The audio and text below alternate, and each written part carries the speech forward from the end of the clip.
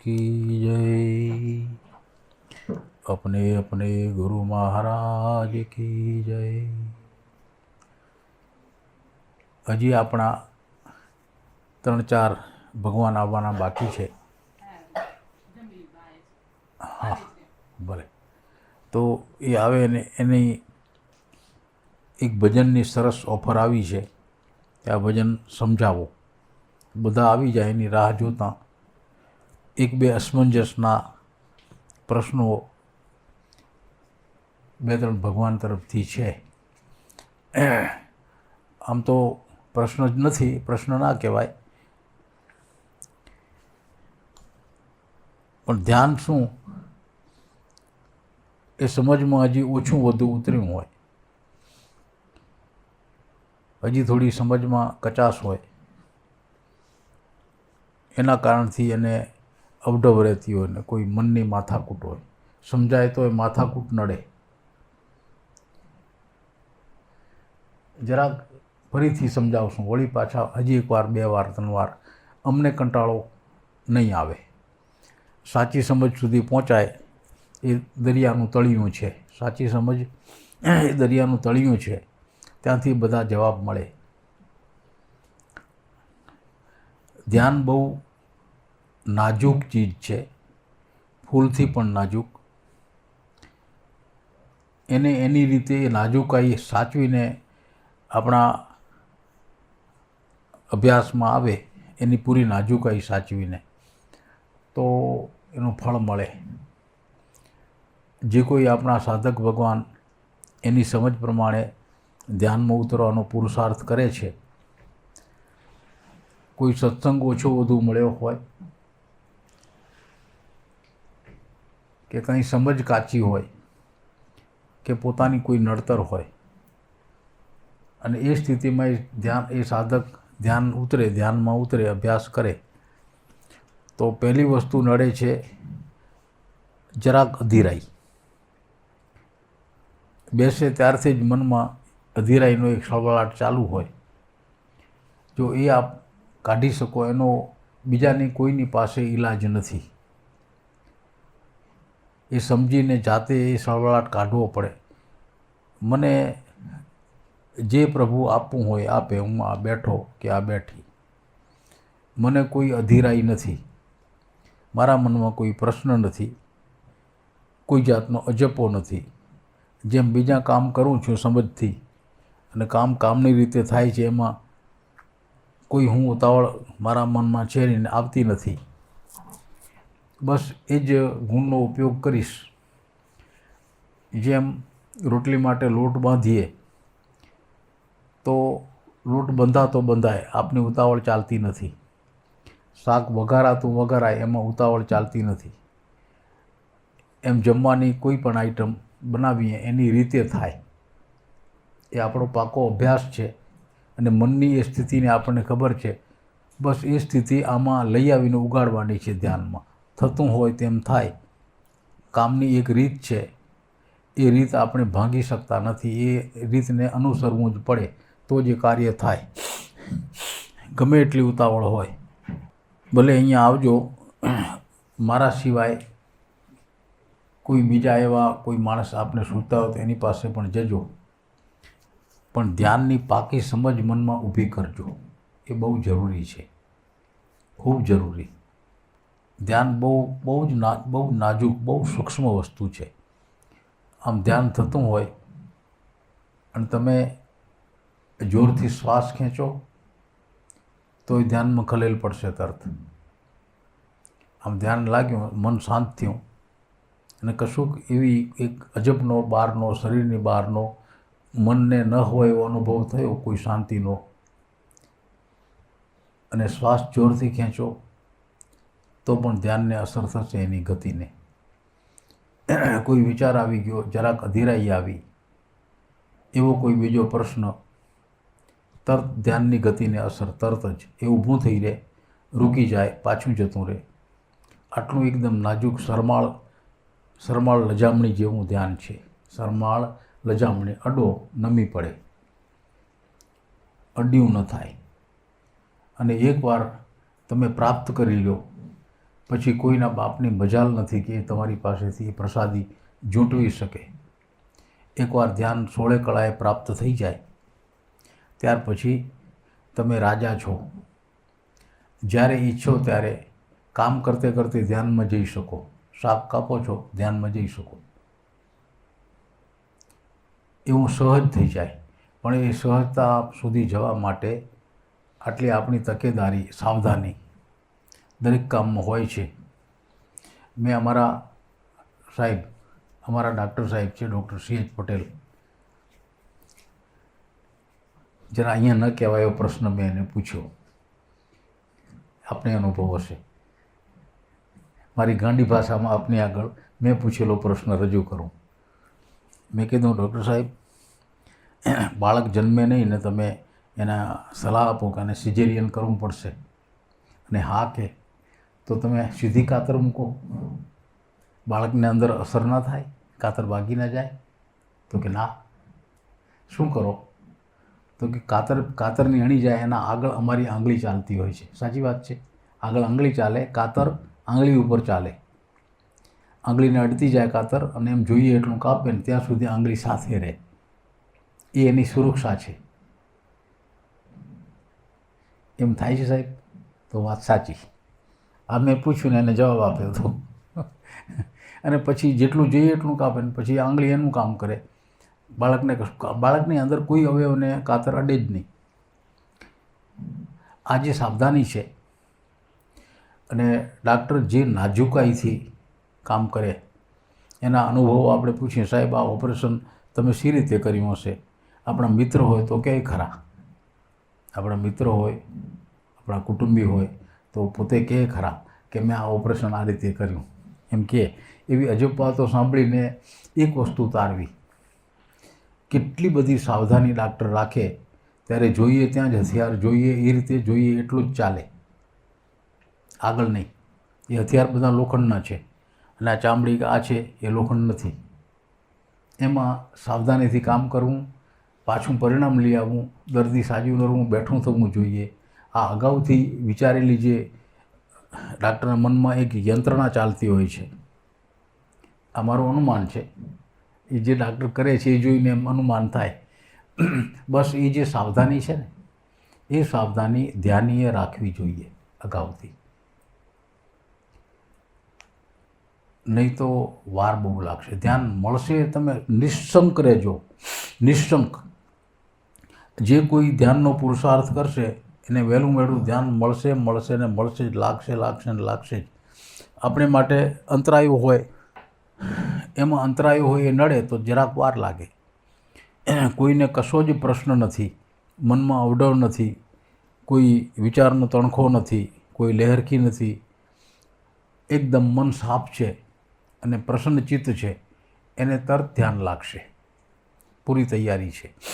એમાં જેટલી અડચણો છે આપણા તરફથી આવે, કોઈ બીજી રીતે, એટલી ધ્યાન આવતું રૂકી જાય, પેદા જ ન થાય.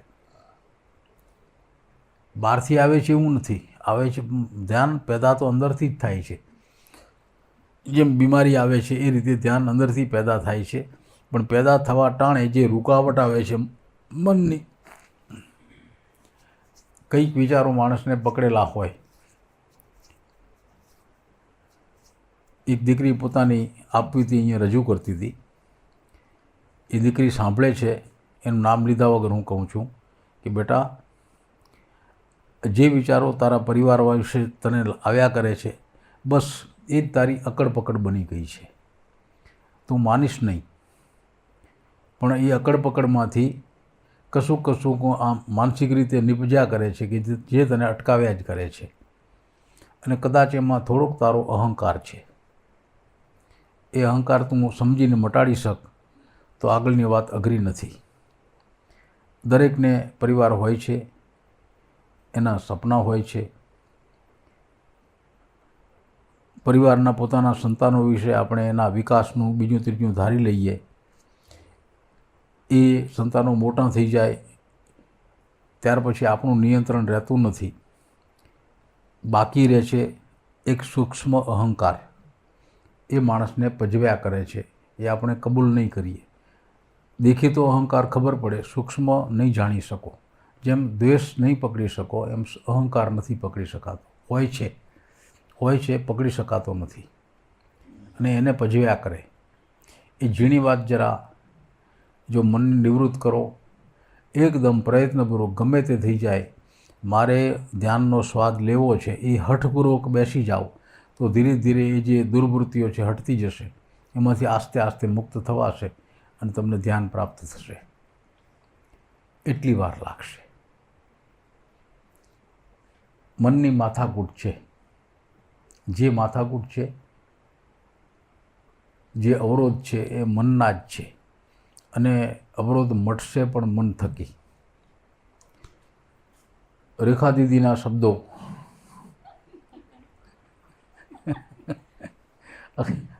અકડ પકડ એટલે શું?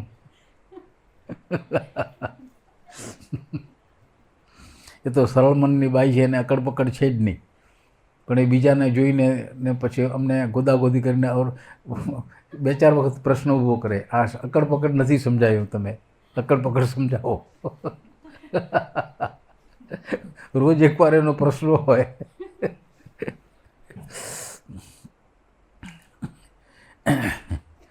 ભણેલા ગણેલા છો મોટા ભાગના.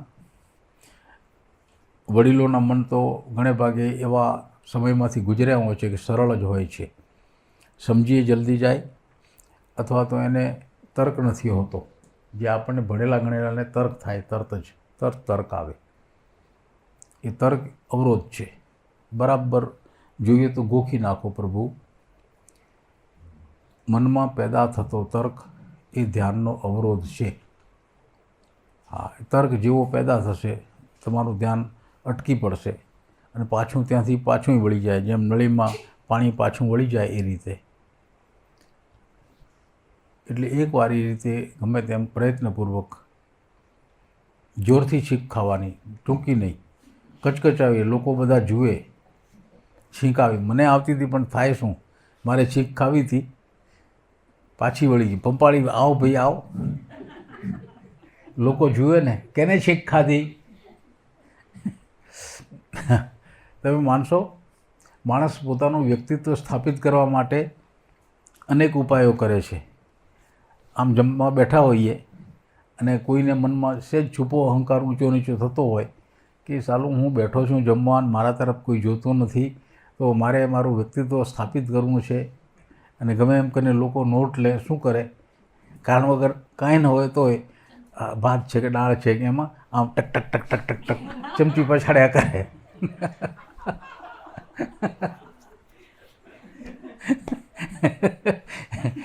એવા સાધકને મેં જોયા છે.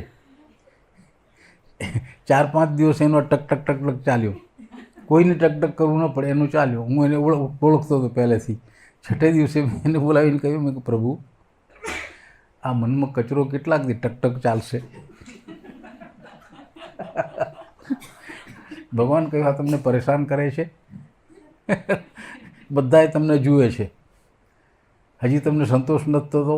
અમે જાહેરાત કરી છે, 85 વર્ષના વડીલ આપણી શિબિરમાં પધાર્યા છે, અમે સાધક ભગવાનોને નોંધ લેવડાવી છીએ તમારી, તો એ તમને સંતોષ નથી થતો?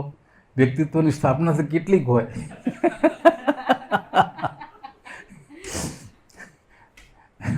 આ મનની બીમારી, અહંકાર પણ એક રીતે બીમારી છે. ઘણી બીમારીઓમાંની એક. એ પોતાને ગમે એમ કરીને મને અલગથી કોઈ જુએ, મારી નોંધ લે, હું છું એમ. હા, કેમ બાપા બેઠા એમ એ છેવટકે આવું ઊંચું નીચું થતું મન, બસ આટલું કે સંતોષ થઈ જાય, સિવાય અહંકાર એ બીજું કશું જ નથી. એની કોઈ નોંધ લઈ લે એટલે સંતોષ થાય, પણ સંતોષ ન થાય, અહંકાર તો ઊભો રહે, એ નિર્મૂળ નથી થતો. આ જ મોટી રૂકાવટ દરેક માણસના, ખાસ કરીને સાધકના જીવનમાં આ રૂકાવટ છે. ઝીણા થવું, પોતાનો દોષ જોવો એ જરા અઘરું કામ છે. સાધકને માટે પહેલે તૈયારી એ જ જોઈએ કે પોતે પોતાને માત્ર જુએ. ઘરેથી જોયું તો ગોખીને આવે, ન ગોખાણું અને ખબર ન હોય તો અહીંયા આવીને કહીએ ત્યારે ગોખવા માંડે. કે સાધક પોતે પોતાને જુએ, બીજાને છોડે, તો ધીરે ધીરે જતાં જોઈએ એ સેટિંગ આવી જશે. મોબાઈલમાં જ્યારે કોઈનો નંબર આપણે સેટ કરીએ છીએ 9909762449, તો આમ કરીને થોડા કરીએ છીએ, થાય? નજર આમ હોય ને મોબાઈલ આમ હોય. આવી તો આપણી સિદ્ધિ નથી. કોમ્પ્યુટર ચલાવનારા એનું જે એ બોર્ડ હોય ને શું કહેવાય, કીબોર્ડ. કીબોર્ડ ચલાવતા જોયા છે, વાતોય કરતા હોય, ઊંચું જોતા હોય અને આમ ચાલતું જ હોય. આંગળા ટેવાઈ ગયેલા છે, એના આંગળા એવા ટેવાઈ ગયા છે, એને નીચે જોવું જ ન પડે, અક્ષર ગોતો ન પડે, જોઈએ ત્યાં જ એનો આંગળીનો હાથ જાય અને એ પ્રમાણે અંદર ટાઈપ થતું જાય. આને જો આપ સમજી શકો, મનની એ ક્રિયાને, આંગળીમાં એ ક્રિયા કેવી રીતે ઉતરી આપ માનશો? અમે આપને એક સૂચના આપી છે, ઊભા થાવ ત્યારે ધ્યાનપૂર્વક ઊભા થાવ. હું ઊભો થાઉં છું, હું ઊભી થાઉં છું, એ તરફ પૂરા ચિત્તથી જુઓ પોતાને. તો એટલી સરસ તાલીમ છે કે એમાં જે જાગરણ આવશે, એ જાગરણની મદદથી તમે ધ્યાનમાં જઈ શકશો. એ જાગરણ આવશે.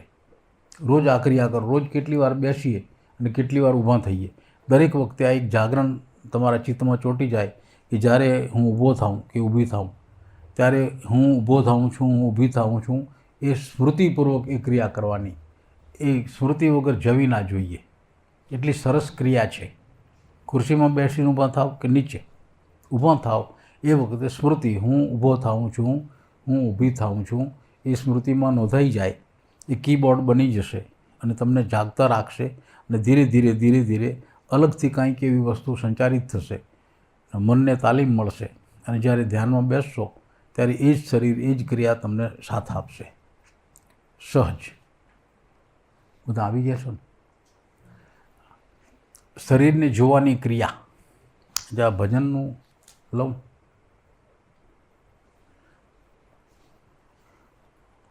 પોતાના શરીરના નિરીક્ષણની ક્રિયા, એ આપણે ધ્યાન લેશું, સૂચના આપતા જશું ને શરીરને આંખ બંધ કરીને શરીરને એક પછી એક ઉપરથી નીચે, નીચેથી ઉપર 2 વાર યાત્રા કરશું, જોતા જશું અને એનો શરીરનો પરિચય લેશું. મનને ને આ આપણા યંત્રવત શરીરને શું સંબંધ છે એ સ્થાપિત કરશું, ત્યારે ખબર પડશે. અને એ ક્રિયા એટલી અદ્ભુત ક્રિયા છે, એમાંથી એક જ આવર્તનમાં પાર પડશો ને તમને કંઈક જુદો અનુભવ થશે કે કદી આવું તો અનુભવ્યું નથી. પોતાનું શરીર જોવાનું, અંદર બહારના બધા અવયવ જાણે તાદર્શ આંખથી જોઉં છું એમ જોવાશે. હા, માથું, એની અંદર જે મગજ છે તે, આંખનો ડોળાનો ભાગ, કાનનું અંદરનું પોલાણ અને એના જે અવયવ છે એમ જોતાં અન્નનળી, શ્વાસનળી, હૃદય, ફેફસું દેખાશે. તાદર્શ થતો જશે. આસ્તે આસ્તે એનો પરિચય થશે અને આ શરીર છે એમ અંદર જાગૃતિપૂર્વક આપણે જાણી શકશું, મારું આ શરીર છે, આ ચામડી છે, હાડકાં છે, આ લોહીની નસો છે, ફલાણો છે, ઢીકણો છે, એને પરિચિત થતા જશો અને એ ઘટના ધ્યાનમાં કામ લાગશે. વિપશ્યનાનો આ આધાર છે, પણ આપણે અહીંયા લઈ આવ્યા છીએ એને.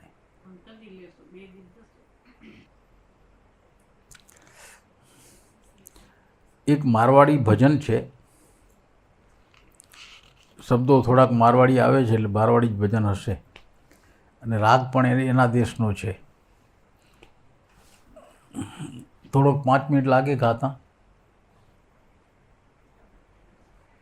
5 મિનિટ લાગે ગાતા. બહુ સરસ સૂર છે, તમને ગમે તો ભજન પહેલાં ગવાય અને પછી એનો અર્થ કરીએ. છે? હાલો.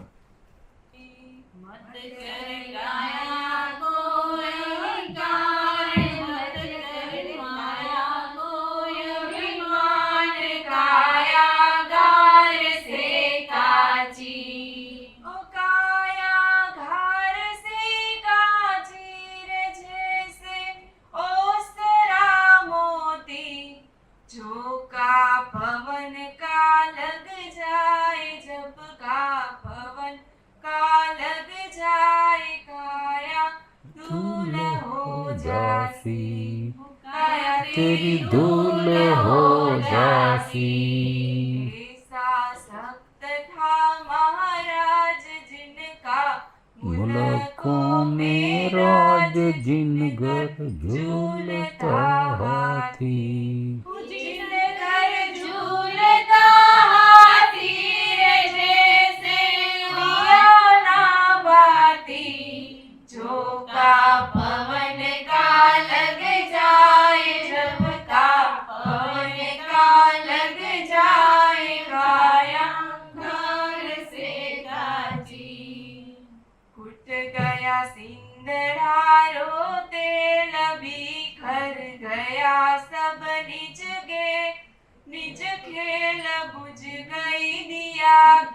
बाती, बुझ गई दिया की बाती रे, जैसे ओसरा मोती, झोंका पवन का लग जाए, जब का पवन का लग जाए, काया दूर हो जासी, काया तेरी दूर हो जासी। झूठा माई तारो बाप झूठा, सकल परिवार झूठी कूटता छाती, झूठी कूटता छाती रे, जैसे ओसरा मोती, झोंका पवन का लग जाए, जब का पवन का लग जाए, काया दूर हो जासी, काया तेरी दूर हो जासी। बोल्या भवानी ओ नाथ, गुरुजी ने सिर पे दरिया हाथ, जिनसे मुक्ति हो जासी, जिनसे मुक्ति हो जासी रे, जैसे ओसरा मोती, झोंका पवन का लग जाए, जब का पवन का लग जाए, काया दूर हो जासी, काया तेरी दूर हो जासी। मत कर माया को अहंकार, मत कर काया को अभिमान, काया धार से काची, काया धार से काची, जैसे ओसरा मोती, झोंका पवन का लग जाए, जब का पवन का लग जाए, काया दूर हो जासी, काया तेरी दूर हो जासी।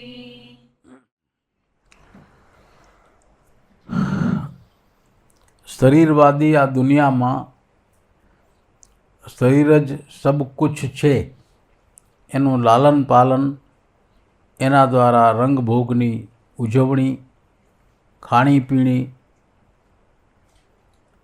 અને એ જ જીવન છે એમ માની લેવું અને એવા સિદ્ધાંતમાં જીવવું કે ઈટ ડ્રિંક એન્ડ બી મેરી, ખાઓ પીઓ અને મજા કરો, પછી કંઈ નક્કી નથી, જે આ જીવન છે એને માણી લ્યો। એ જીવન જેનાથી ઓળખાય છે શરીર, એ શરીરની ઓળખ આમાં આપી છે।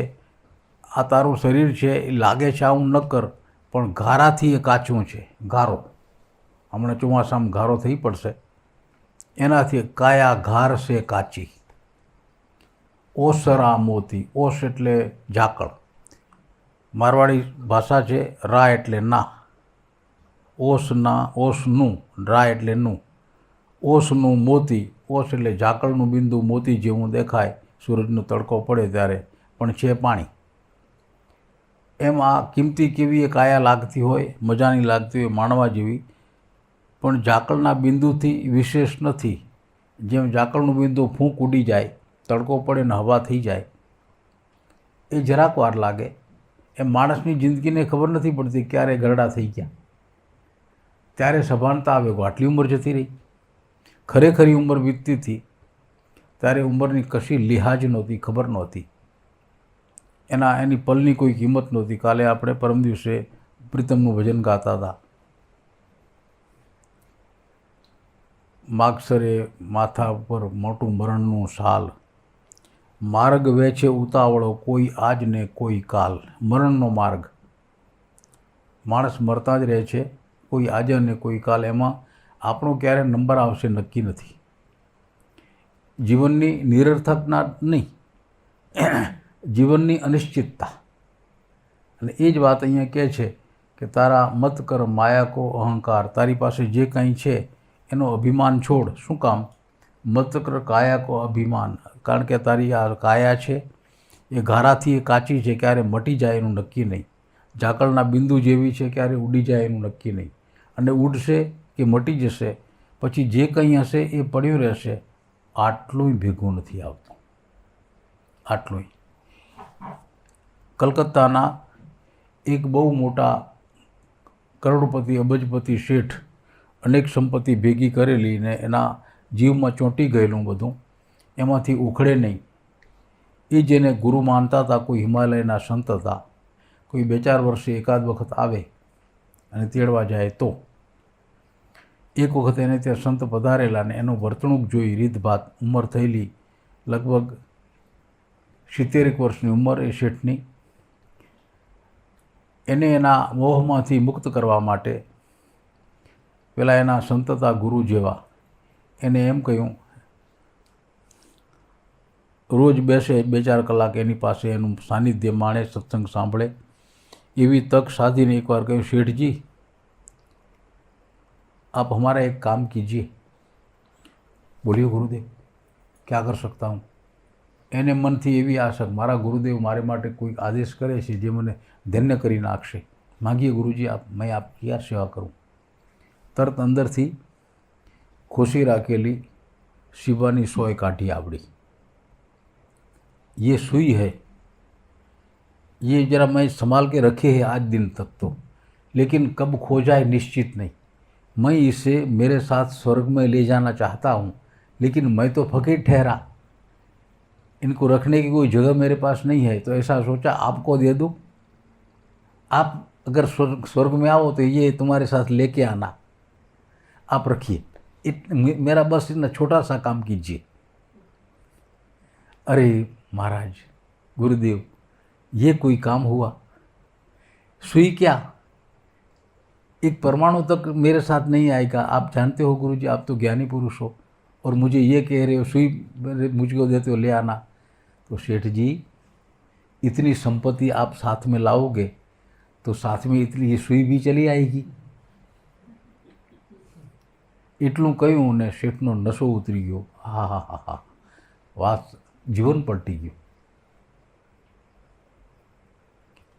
એવું પલટ્યું કે એના સંતાનોને બોલાવીને એ જ દિવસે કહ્યું કે આટલી આ સંપત્તિ છે એમાંથી બધીએ તમારી જ છે, પણ તમે મને પિતા તરીકે કાંઈ આપવા માગતા હો તો મારે એનો વિલ કરવો છે.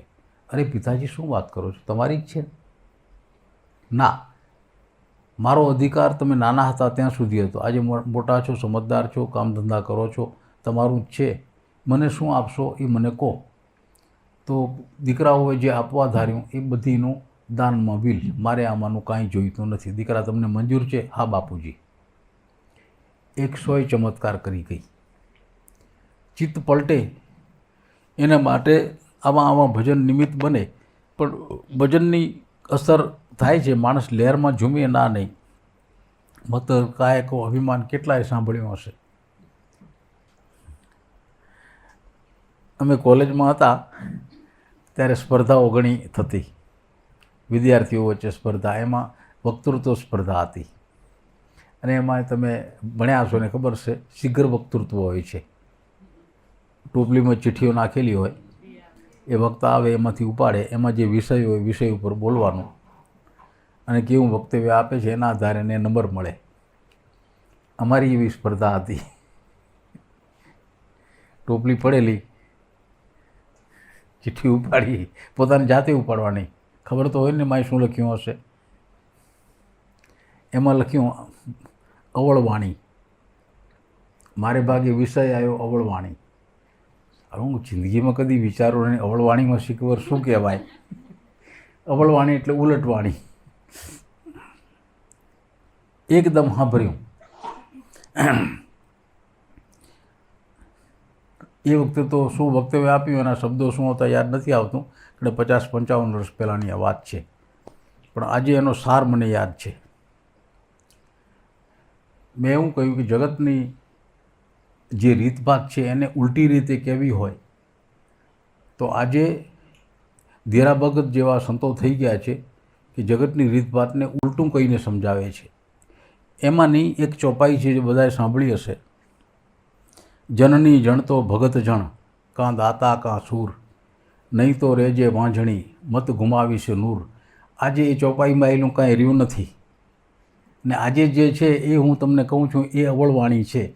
જનની જણ તો ઠગત જણ, કાં ખાતા કાં ચોર, પણ નહીં તો રેજે વાંજણી, મત ગુમાવીશું નૂર. આને અવળવાણી કહેવાય. પહેલો નંબર આવ્યો.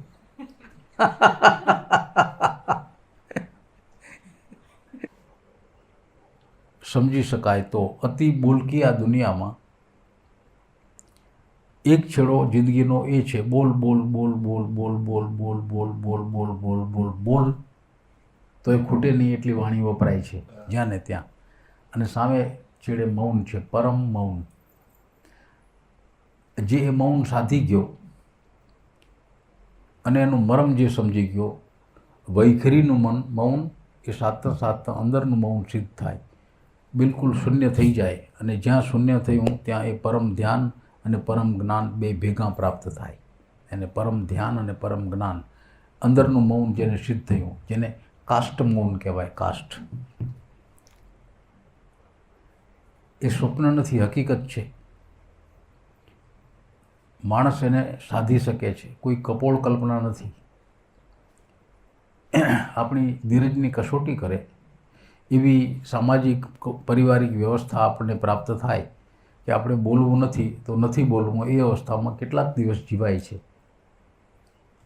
એ જો અવસ્થા હોય તો એનો ઉપયોગ કરવા જેવો ખરો. અને કરીને એકવાર મનની શાંતિ ચાખી તો આવો, ખબર અંદર ઉતરો, ચાખી તો આવો શાંતિ શું ચીજ છે. એ સાચા સ્વાદની આપણને નથી ખબર. એ ઘટના છે મૌન. ओ काया घार से काची जैसा ओसरा मोती, जो का पवन का लग जाए जब का पवन का लग जाए काया धूल हो जासी. પવનનો ઝપાટો આવે તો જેમ અનેક વસ્તુઓ ઉડી જાય છે અને ત્યાં કશું રહે. એક બનાવ બન્યો, કચ્છનો બનાવ છે. આપણા મહારાજ શ્રી કૃષ્ણદાસ મહારાજ કોઈ કામે કચ્છમાં જતા હતા. એના પહેલાં આ ઘટના બની. એક તોફાન આવ્યું મોટું જબરજસ્ત, આપણે પેલું કંડલાવાળું.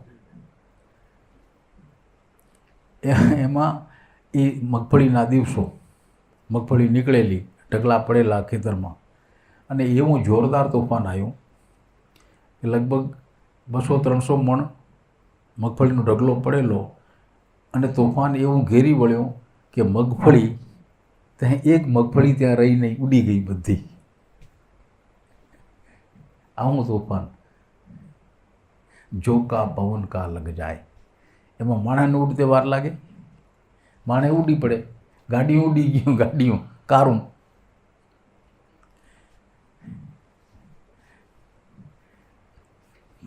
આ કાયાને એટલી વાર લાગે.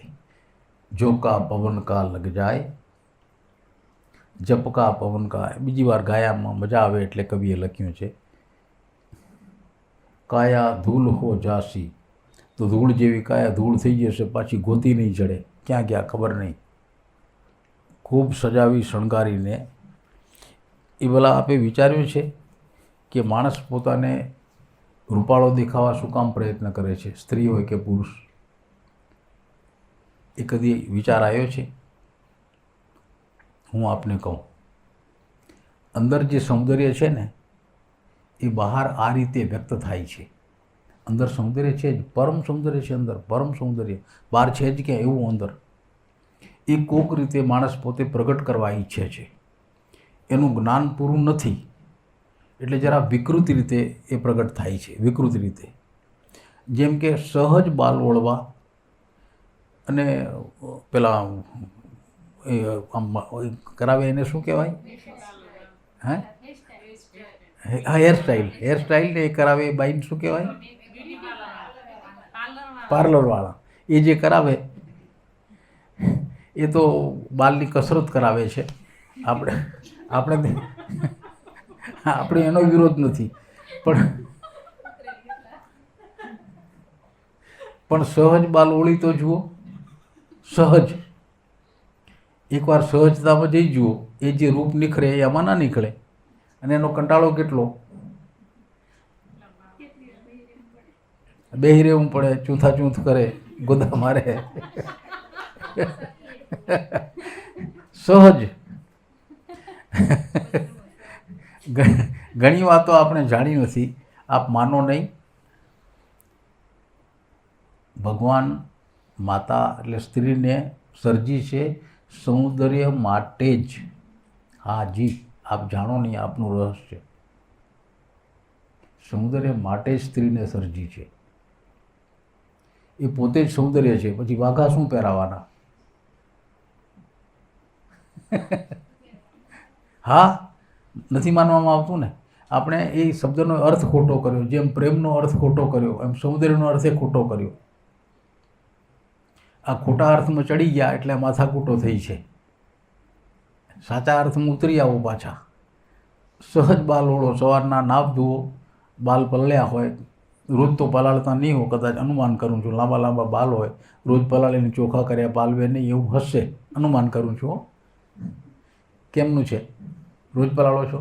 ના, જ્યારે પલાળો ત્યારે એ સૂકવી વ્યવસ્થા કરી અને સહજ તમે આમ કરીને એની જે રીતભાત થતી હોય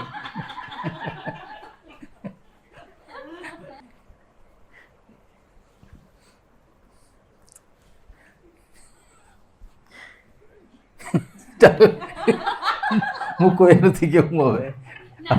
ના ના, હવે નથી કેવું.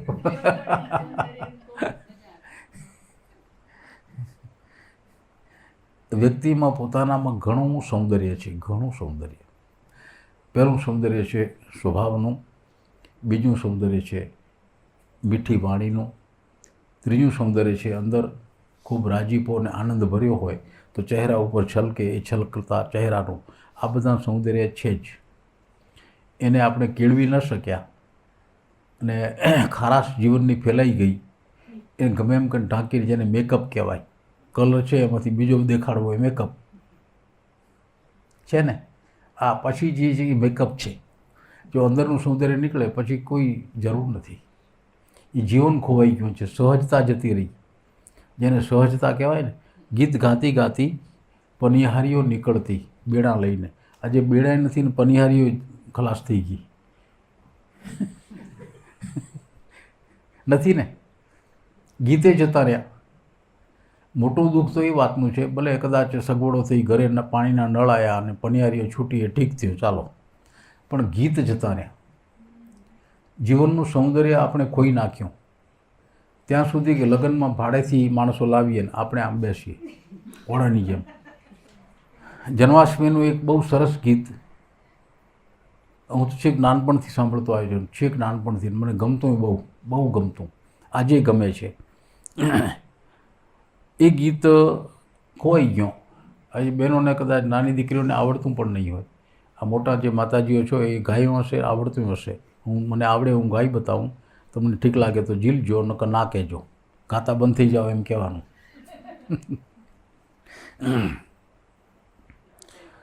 રાધાજીના ઊંચા મંદિર નીચા મોલ, ચરુખડે દીવા બળે લોલ.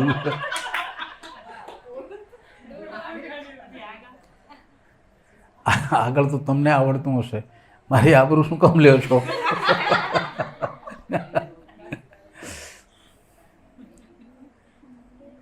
ગામડા ગામની યુવાન દીકરીઓ, વહુવારું હોય કે દીકરી હોય, તહેવારના દિવસોમાં એકબીજાને ઘરે જાય ને એમ કરીને તહેવાર ભેગા થઈને ઉજવે. ઢોલ વાગતો હોય અને પહેલું જ આ ગીત ગાય. આ ગીત પહેલું ગવાતું. કચ્છમાં હજી છે રિવાજ. ગુજરાતમાંથી એવા ચોર થઈ ગયા લોકો આપણાઓ સાહેબ. હાતમ જ ગઈ. આ બેઠા એના પ્રતિનિધિ બે. રમતા આવડે છે? ના જ આવડે. ગીત ખોવાઈ ગયા. જીવનનો આપ માનો નહીં, જે ચેતનવંતું તત્વ હતું ગીત જેવું, એ જીવનમાંથી જતો રહ્યો. આસ્તે આસ્તે આપણા હૃદય, મન, લાગણીઓ સુકાતી જાય છે ધીરે ધીરે ધીરે.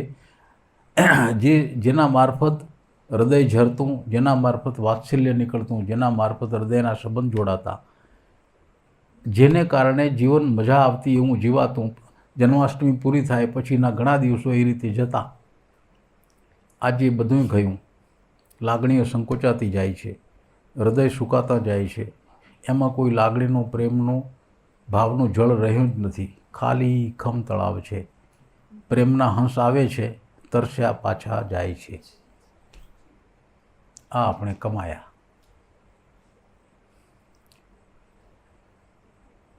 ગાવ જોઈએ.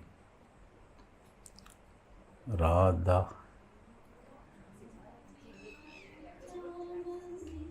મીઠા મોલ જરૂર કરી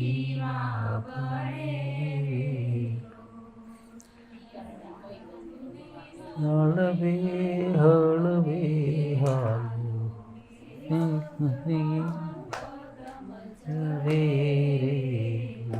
કેવા ભાવ છે જુઓ.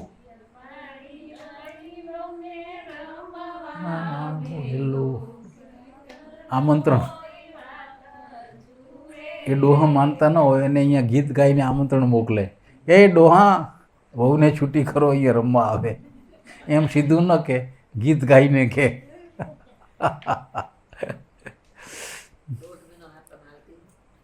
હા, 1.5 મહિનો, આખી આખી રાત. હે તમાસમાં ચાલે છે, મંદું પડી ગયું તોય ચાલે છે. ઘણે કચ્છમાં તો 2 ઢોલ વાગે. કચ્છના કલ્યાણપુરનું કોઈ ખરું આમાં? કલ્યાણપુર ગામમાં માવતર હોય કે ત્યાંના દીકરી હોય, આમાં કલ્યાણપુર ગામમાં 2 ઢોલ વાગે અને બાઈઓ બહેનોની 2 લાઈનો અને એક જીક રમઝટ બોલે. મેં જોવા જ ગયા હતા કે હાતમ માથે કલ્યાણપુર જઉં વર્ષો પહેલાં ને જોયું. સાચી વાત સાહેબ. એક રસવંતો જે માહોલ, વાતાવરણ સર્જાય, માણસને નવાઈ લાગે કે એમાંથી જે કોઈ એ આનંદની ઝલકમાંથી બહાર નીકળે ને એને કહો ચાલો બેસીએ, 2 મજાની વાત કરીએ, મન ઠરે અને કહે આપણે જરાક આંખ બંધ કરો, ધ્યાનમાં જઈએ. તરત ધ્યાન, એવું નિર્મળ મન સર્જાઈ જાય. તરત ધ્યાન. એવી ઘટનાઓ તેથી બનતી. એ વખતે આવું ધ્યાનમાં નહોતું. આજે એવું આવે છે પણ હવે વાતાવરણ નથી. આ જેને ભજન રચ્યું છે એનું નામ લખ્યું છે બોલ્યા ભવાની હો નાથ. એને જે જીવનનો અનુભવ છે એ જીવનની એનો દ્રષ્ટાંત મૂક્યો છે. એસા સખ્ત થા મહારાજ. રાજાનો અનુભવ હશે એવા કડકાઈવાળા મહારાજ હતા. જિનકા મુલ્કો મેં રાજ, મોટું રાજ હતું. હે સિકંદરનું મુલ્કોમાં રાજ હતું. જીન ઘર ઝૂલતા હાથી, એટલી સુખ સાહેબી હતી કે મોટું રાજ્ય, એને ત્યાં હજારો હાથી લશ્કરમાં કામ આવે એટલા માટે કાયમ પાળતા, હાથી ઝૂલતા. એની શું દશા થઈ? જીન કર ઝૂલતા હાથી ઉન ઘર દિયા ન બાતી. એ એવી હાલત થઈ ગઈ કે એના ઘરે દીવો હળગાવવા માટે તેલ ન રહ્યું, દીવબત્તી કાંઈ રહ્યા નહીં. આટલી ગરીબાઈ, આટલી સમૃદ્ધિમાંથી આટલી ગરીબાઈ, આટલી પડતી. ખૂટ ગયા સિંદડાનો તેલ, बिखर गया सब निज खेल, बुझ गई दिया की बाती. આપણા શરીરને વિશે આ શરીરની વાત કરે છે કે આ રીતે ઓચિંતું આમાં તેલ ખૂટી પડશે અને એકદમ ઓચિંતું સમાચાર ફેલાશે કે ફલાણા હતા એ દેવ થઈ ગયા, અમુક હતા એ હાજે હોતા હતા હવારા જાગ્યા નહીં, અમુક હતા એને એટેક આવી ગયો, અમુકને કેન્સર થયું, અમુકને આ થયું. તો એ બાપો બેચારા મોટા હતા ને જતા રહ્યા. એમ તો વાંધો નહીં, પણ જુવાન જૂથ દીકરા 28 વર્ષનો, હમણાં 1.5-2 મહિના પહેલાંની વાત, 28 વર્ષની ઉંમર માત્ર એટેક આવ્યો. એ પરિવારને માટે તો પહાડ તૂટી પડ્યો ગણાય કે એને શું કરવું એના જીવનમાં. એટલે અનિશ્ચિત જીવન આ છે, નક્કી નહીં. ઓચિંતું તેલ ક્યારે ખૂટી પડે, ક્યારે આ દીવો ઓલવાઈ જાય એનું નક્કી નહીં. જૂઠા માઈ થારો બાપ, થારો એટલે તારો. આ મા બાપ પરિવાર બધાએ જૂઠા છે. કેમ જૂઠા કીધા? આમ તો સાચા એકદમ લાગે છે. દોડીને આવે છે મળવા, વાટ જુએ, ફોન કરે ક્યારે આવશો, આમ તેમ બધું. એ જે સંબંધોનું ખેંચાણ છે એ એક પલમાં જૂઠું સાબિત થાય છે. એક જ પલ, બીજી પલે કશું રહેતું નથી, એનો નિર્દેશ કરે છે. એ બધું જૂઠું છે. પછી એમ છાતી કૂટે, ફલાણા હતા ને જતા રહ્યા. જૂઠી કૂટતા છાતી,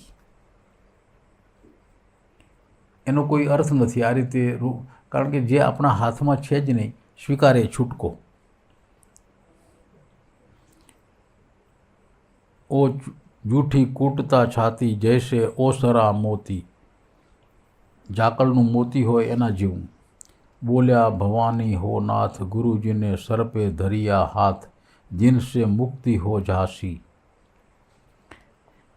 આમાં આવી અનિશ્ચિત જીવનની સ્થિતિ જોઈને માણસ પોતાના જીવન વિશે નિર્ણય કરે કે મરવાનું તો નક્કી જ છે, તો ભગવાનના થઈને મરીએ એવો કોઈ માર્ગ ખરો?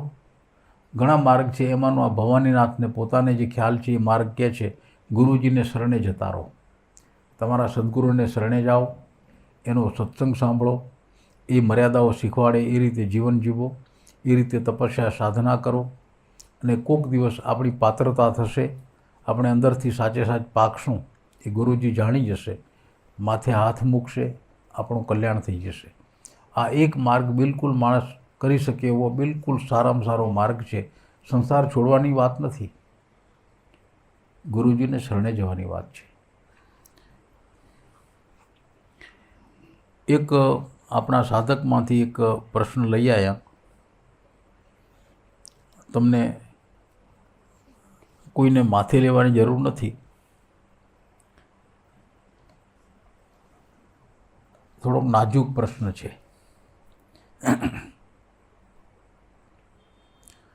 ગુરુ દીક્ષા લીધી હોય પછી ગુરુજી હયાત હોય કે ગુરુજી દેવ થઈ ગયા હોય, કોઈ માણસોને અતિ જિજ્ઞાસા જેને થઈ હોય કે ગુરુ દીક્ષા લીધી, ભગવાનની ભક્તિનો સાધનાનો કોઈ માર્ગ મને મળ્યો નહીં, તો કોઈ એવો જન જે અતિ જિજ્ઞાસુ છે એ ફાંફે ચડે, એમાંથી કોક એને સલાહ આપે કે તમારા ગુરુજી છે? તો કે નથી. તો હવે શું કરશો? તમને માર્ગ કોણ બતાવશે? તમારે સદગુરુ કરવા પડે. એ ફાંફા છે, ભ્રમણા છે. ભગવાન એ ભ્રમણા છે, એમાં પડશો નહીં. સદગુરુ તો કોઈ એક જ હોય, ઇમામ સાહેબ. બાકી કોઈ સદગુરુ હોતા નથી. એ યુગોમાં એકવાર આવે, એ રોજ હોતા નથી. બાકી એની કૃપા પ્રાપ્ત કરીને કે યોગ સાધના સિદ્ધ કરીને કે ભક્તિને માર્ગે બીજી કોઈક રીતે જે પોતાનું અંતર જગાડી ગયા, એવા કોઈ માણસ મળીને એની દીક્ષા લઈ અને હયાત હોય એ બતાવે, એમ તમે સાધના કરતાં કરતાં એમાંથી પાર પડી જાઓ, એ અલગ વાત છે. અને એ ન હોય ને પછી જ્યાં ત્યાં ફાંફે ચડો, તો બીજા જેની પાસે જશો એનો માર્ગ જુદો છે, એનો મંત્ર જુદો છે. આગલા ગુરુજીની પાસેથી મળ્યો એની વાતો અને આ વાતો ભેગી એક થતી નથી. દ્વિધા પેદા થશે. કયું સાચું? એ દ્વિધાનો તો આપની પાસે કોઈ જવાબ જ નથી. કરશો શું? મારા ગુરુદેવ રામદાસ બાપુ, એમને રસ્તામાં દીક્ષા મળેલી, એના ગુરુદેવ એને જે વચન કહ્યા, જરાક છે ધીરજ રાખજો, હું ગોતીને તમને સંભળાવું.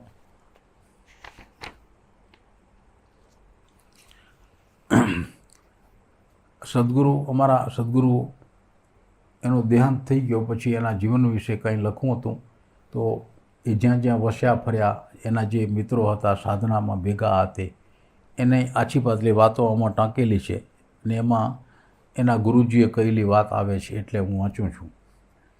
પરમ પૂજ્ય ગુરુદેવ રામદાસ બાપુ હીરાપુર કંપાના નિવાસી. એ વખતે એની ઉંમર 26 વર્ષની માત્ર હતી. સંવત 2014થી સંવત 2040 સુધી હીરાપુર કંપામાં રહ્યા. ગાડાં ઘડતા, સુથાર પોતે, એને ગાડાં ઘડતે આવડતા. પૂજ્ય હરજીવન બાપુ કહે કે આવા ગાડાં ઘડો છો તો તમારો માયલો કેદી ઘડશો? દર ગુરુવારે વાવ કંપે લાલજી બાપાની પાસે પૂજા થતી. પ્રથમ સત્સંગ, રાત્રે પછી પૂજા, બાકીના દિવસો મંદિરમાં, દિવસે જાતે ખેતી, કોઈવાર દૂરથી પૂજાનો વાયક આવે તો જતા અને રાત્રે પાછા આવતા. હીરાપુર કંપાના સ્મશાનમાં રાત્રે માળા કરવા જતા. પૂજ્ય હરજીવન બાપા 2008, આજે 2078 છે, 70 વર્ષ પહેલાં રામદાસ બાપુને પ્રથમવાર મળ્યા શિયાળામાં. અને જે મળ્યા, મંદિરમાં મળ્યા, અને ત્યાં હરજીવન બાપાએ, જેમ આપણે સાચા અર્થમાં ભેટીએ છીએ આ રીતે આ ગુરુ શિષ્ય ભેટ્યા. અને હરજીવન બાપાએ જે ચોપાઈ કહી આવી હતી, અમૃત પીધા પ્રેમથી કોઈ સંત વિરલા જાણ, સુરતી સોહાગણ સુંદરી લઈ અમરવર માણ. મોતી આ મોંઘા મૂલનું, મોતી એટલે આ શરીર, મોતી આ એના ગુરુદેવે એને આ ચોપાઈ કહ્યું અને આમ ભેટીને, મોતી આ મોંઘા મૂલનું જાળવજે શિરસાટ, સન્મુખ રેજે આવા સંતને પહોંચીશ સોહેલી વાટ. આ જે ગુરુદેવ એને મળ્યા એને સદગુરુ માન્યા. એક ધડાકે કામ થઈ ગયું. મારા ગુરુદેવ કદી કોઈને ન કે એવી વાત અમને કહેતા. એને કહેલી વાત આજે હયાત નથી આપને કહેવાય. ગુરુજી મને ભેટ્યા, આ ચોપાઈ કહેતા જાય છે ને કંઈક એવો શનકારો થયો કે મારું હૃદય એ જ વખતે ઉઘડી ગયો. આજની ઘડીને કાલનો દી મારે ગુરુજીને કદી ફરી પૂછવું નથી પડ્યું કે બાપુ મારો માર્ગ ગયો. એ જ વખતે જડી ગયો, એ જ વખતે માર્ગ, એ જ વખતે. આ એના અનુભવની વાત છે. આપણે એમાંથી કેટલું લેવું ને કેટલું સમજ્યા. ઘણી વાતો જ્ઞાની પુરુષોની સમજાતી નથી, એટલે એને એ કહેવા માટે નીચે આવવું પડે છે. નીચે આવે એટલે સંસારની ભાષા આવે, અને સંસારની ભાષા આવે એટલે જોઈએ એ સમજાય નહીં, અને ન સમજાય એટલે આપણે થોડી શ્રદ્ધા અશ્રદ્ધામાં રાચીએ અને કોઈ માર્ગ મળે નહીં, હતા એવા ને એવા રહીએ. એક જ માર્ગ છે જે આપણા ગુરુદેવ કે એમાં પાકી શ્રદ્ધા રાખીને એને પકડીને જીવવું. બીજો માર્ગ નથી. સાચી શ્રદ્ધા રાખીને પકડીને એ માર્ગ બતાવે એ રીતે જીવવું, આ એક જ માર્ગ છે. તો એ ગુરુદેવની કૃપા થકી આપણામાં ગુરુ તત્વ જાગશે. કોઈ કહેતું નથી, હું આપને કહું છું, ગુરુ તો આપણે પોતે જ છીએ. કોઈ પ્રશ્ન આપ મને પૂછો અને એનો અમે જવાબ આપીએ, એ પ્રશ્નનો જવાબ સાંભળીને આપને સંતોષ ત્યારે જ થાય છે સાહેબ. એનું મિકેનિઝમ આપને સમજાવું. એ જ વખતે આપના અંતરમાં પણ એનો જવાબ ઉગે છે આસ્તે આસ્તે, અને એ બે જવાબ ભેગા થાય એટલે પરમ સંતોષ થાય. હા, આ જવાબ જ્યાં સુધી ઉગે નહીં ત્યાં સુધી આ આપેલો જવાબ વૈખરીનો રહેશે, કોઈ અસર નહીં કરે. અહીંયા શિબિરમાં અને બીજે ઘણે ઠેકાણે કાદિયા જતા ત્યાં આવા જિજ્ઞાસુ માણસો મળતા, એના અનુભવની આ વાત છે. એનો જવાબ આપીએ, જો એને અંદરથી સંતોષ થાય, એના મોઢું કહી દે. આવી થોડીક અગમ વાત આ ક્ષેત્રની, ધ્યાનની, અંદરના અનુભવની છે.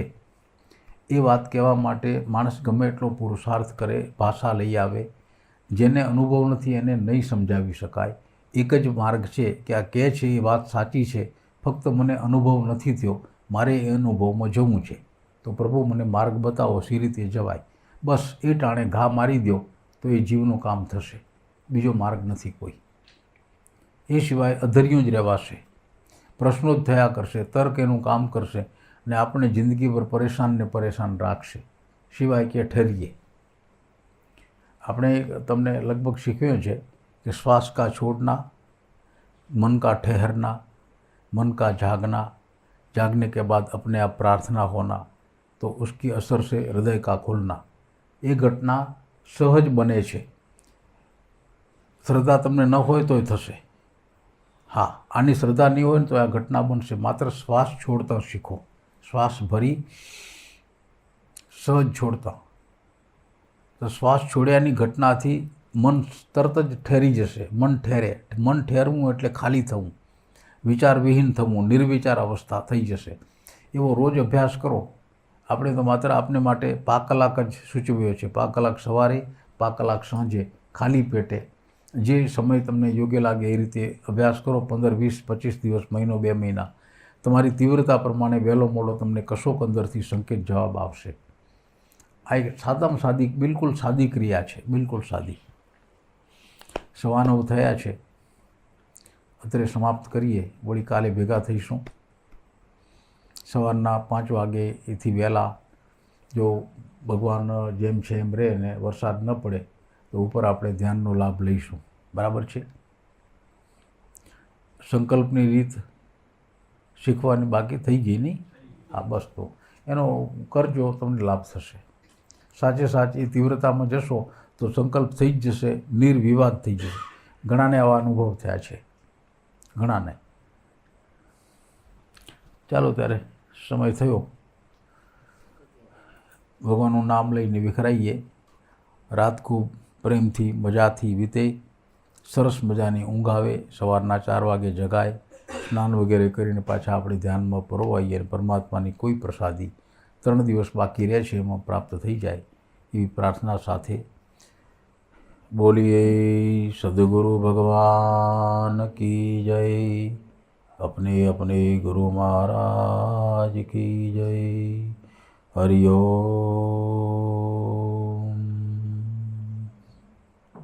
शाबाश. धन्यवाद.